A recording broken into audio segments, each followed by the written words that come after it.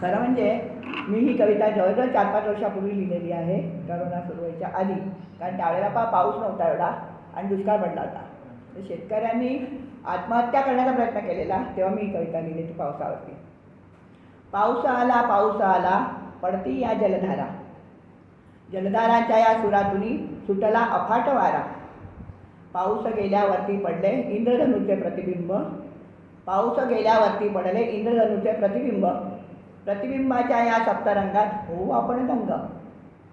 दंग होऊनी पाहता असता कडकडते बिजली, दंग होऊनी पाहता असता कडकडते बिजली.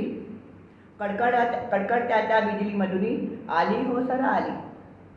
पावसात या शेतकऱ्यांना आकाश टेंगणे झाले, शेतकऱ्यांच्या डोळ्यामधून आनंदाचे पूर आले.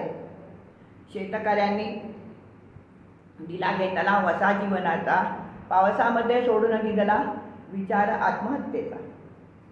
त्यावेळेला बऱ्याच शेतकऱ्यांनी आत्महत्या करण्याचा प्रयत्न केला होता. बरेच शेतकरी आत्महत्या करूनही झाली होती, म्हणून त्यावरती मी कविता लिहिलेली आहे.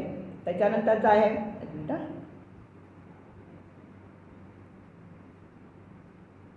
दुष्काळ. दुष्काळाचे सावट आले भिजली नाही धरती, दुष्काळाचे सावट आले भिजली नाही धरती. पर्जन्याच्या थेंबासाठी शेतकरीही रडती, पर्जन्याच्या थेंबानेही चातक ओथंबुनी हो जाती, पर्जन्याच्या थेंबानेही चातक ओथंबुनी हो जाती. पर्जन्याच्या थेंबाने शेतकरीही आनंदी होती.